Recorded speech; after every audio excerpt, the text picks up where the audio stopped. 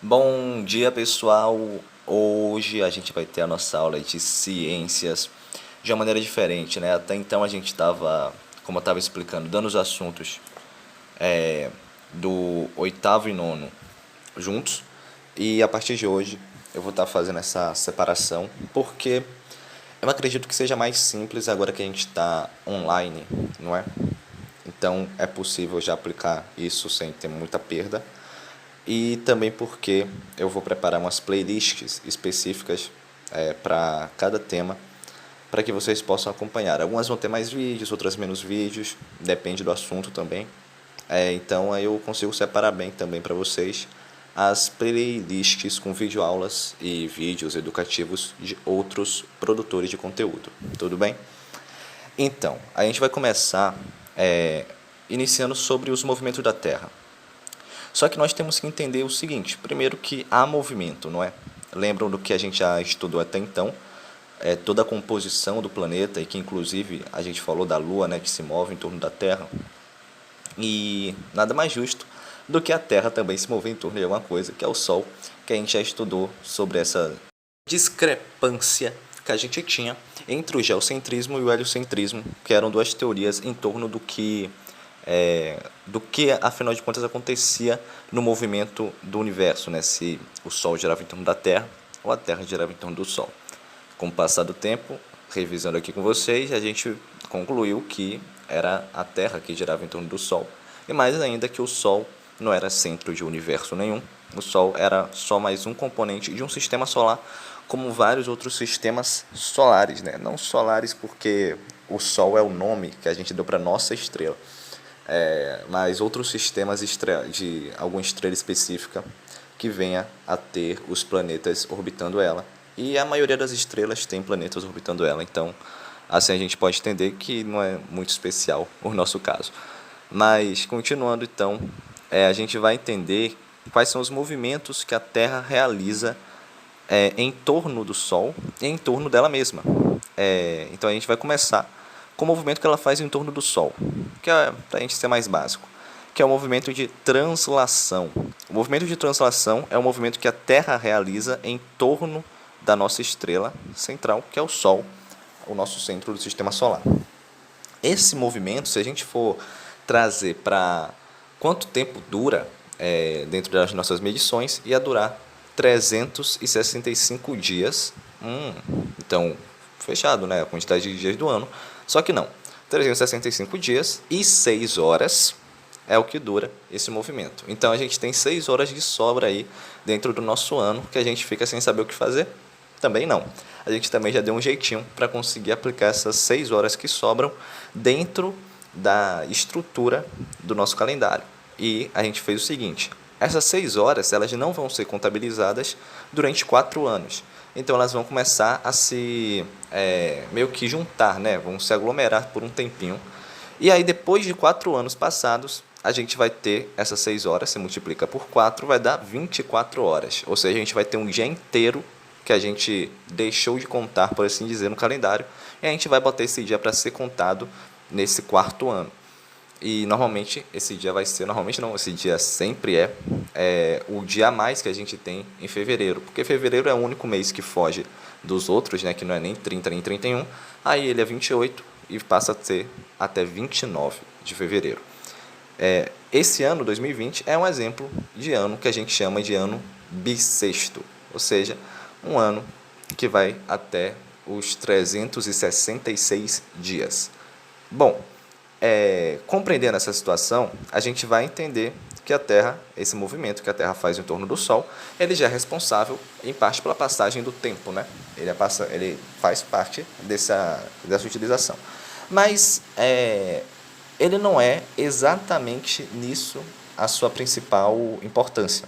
A principal importância do movimento de translação está nas estações do ano, na formação das estações do ano.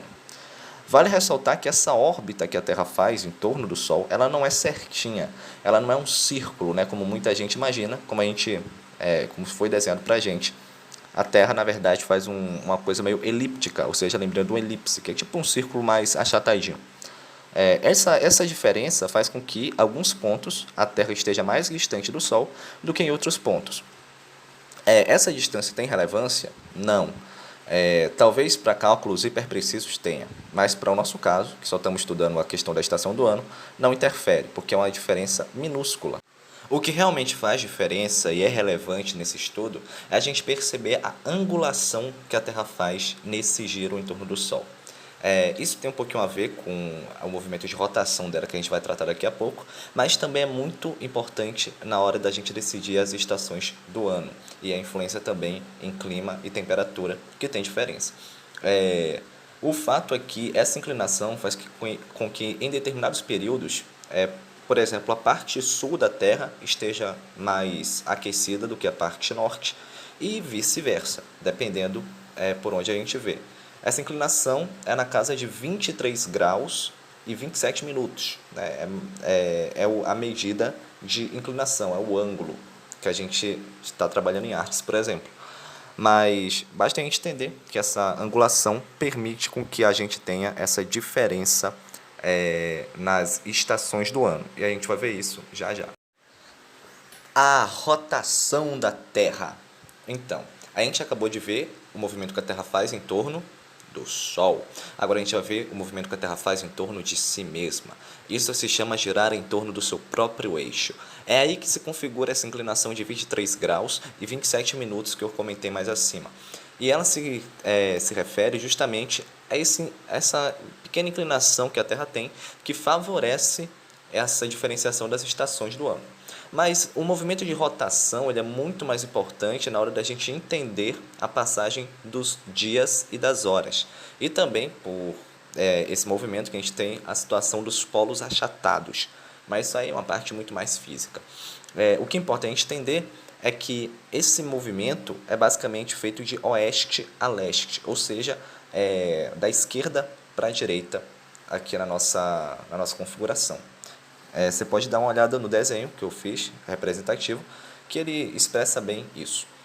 Esse movimento ele permite com que a metade da Terra esteja iluminada pelo Sol durante um tempo e a outra metade esteja sem iluminação do Sol durante essa faixa de tempo mesma. Isso também ajuda a gente a definir, por exemplo, a questão dos horários diferentes. Enquanto uma parte está de noite, a outra está de dia. E enquanto uma parte está tendo uma incidência de Sol maior, a outra tendo uma incidência de Sol menor. Então, é como se eu que estou aqui no Brasil estou vendo o Sol em uma posição diferente do que uma pessoa que está nos Estados Unidos. E essa diferença nessa posição do Sol também vai indicar a nossa uma diferença de horário. Por isso que a gente tem os fusos horários, né? Então é como se a gente determinasse uma tentativa de igualar o horário no mundo, para que 10 da manhã, por exemplo, se a gente dissesse que 10 da manhã vai ser quando o Sol estiver em tal momento aqui na China. Isso aqui até de noite. Então a gente ia chamar aqui 10 da manhã, tipo à noite, praticamente 10 da noite ia ser 10 da manhã aqui. Então para evitar isso, a gente configura em cada local o horário. E aí isso vai depender da posição do Sol. E é por isso que a gente tem, por exemplo, aqui no Brasil são 2 horas da tarde, em alguns países asiáticos são 2 horas da manhã. Então a gente tem essa diferença por causa disso. E para finalizar, a gente vai ter que trabalhar com isso tudo aí. Mas calma, a gente vai por partes. Primeiro a gente vai ter que entender algumas coisas sobre estações. As estações do ano, gente, elas vão ser definidas basicamente pela inclinação que a Terra faz e a quantidade de Sol que está irradiando em cima de cada local.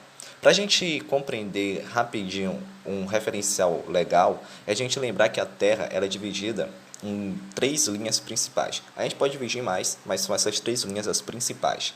Lá no norte, o Trópico de Câncer. No meio da Terra, dividindo a Terra no meio, que eu pintei aí de azul, é a linha do Equador. E a outra linha que eu pintei em vermelho é a que está mais ao sul, que é o Trópico de Capricórnio.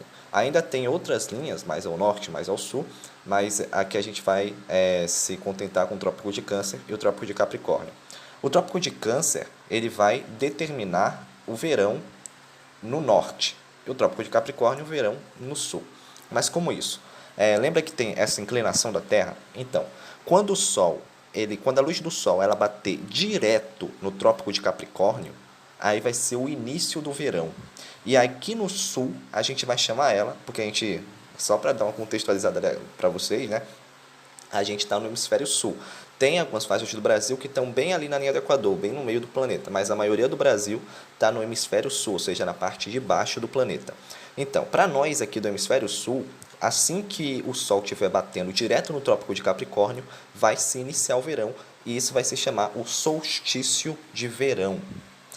E, ao mesmo tempo, essa mesma data, vai ser o solstício de inverno para o hemisfério norte, para todo mundo que está no norte.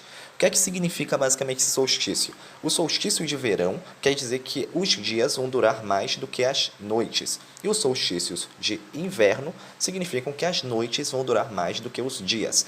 Então, é basicamente essa situação. Quando a gente vai fazer o movimento de giro em torno do Sol, você vai perceber que a angulação fica a mesma, mas vai mudar o local da Terra, né, a parte norte, que vai ficar agora mais irradiada por Sol. Isso quer dizer que agora o Sol está descendo direto no Trópico de Câncer e o norte está iniciando o seu verão. Isso vai acontecer no dia 21/6. E enquanto no Brasil, por exemplo, a gente vai começar o nosso verão no dia 21 de dezembro. Então a gente tem essa diferença aí do início do verão e do inverno em cada local. É interessante a gente gravar essas datas. 21/6, início do inverno no sul, e início do verão no norte. 21/12, início do verão no sul, início do inverno no norte. Respectivamente, 21/6, solstício de inverno no sul, e 21/12, solstício de verão no sul. Agora, antes de continuar, a gente vai ter que relembrar as estações do ano e a sua ordem. Bom, primeiro a gente tem a primavera. Da primavera a gente vai para o verão.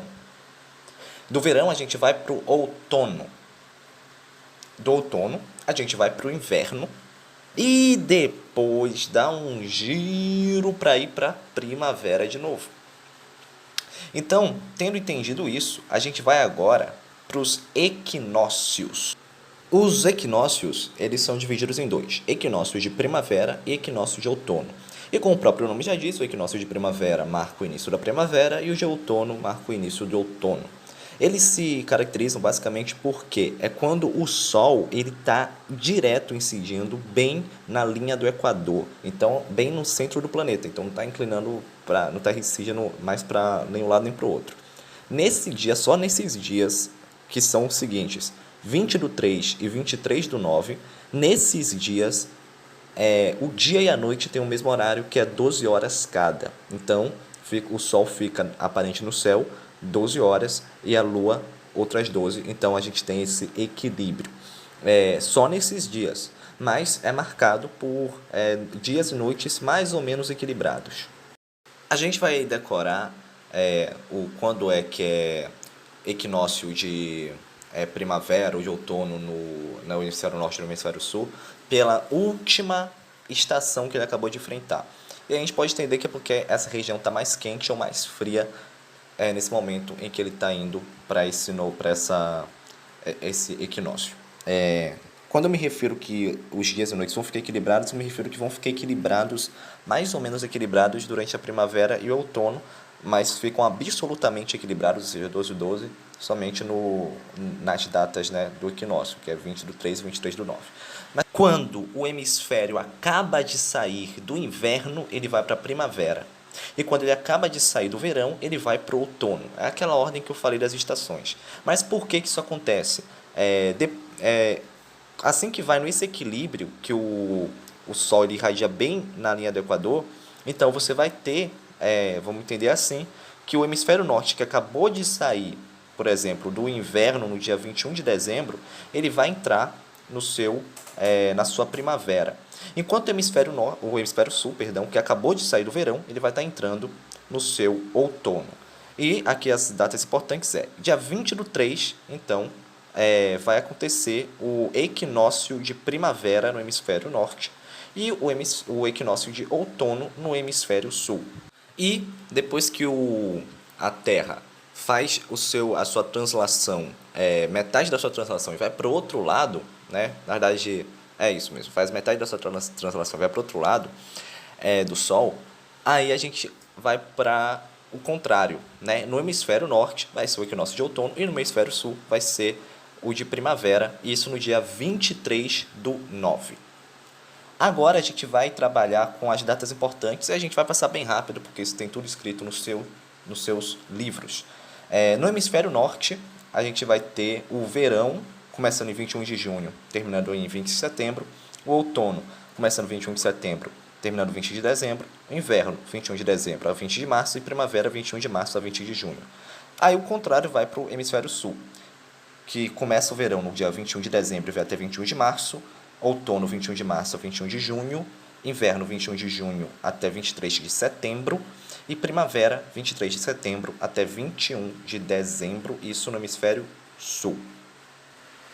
Então é isso, agora vocês se dirigam ao Google Classroom ou ao grupo do WhatsApp para ver a atividade que está reservada para vocês. Boa sorte!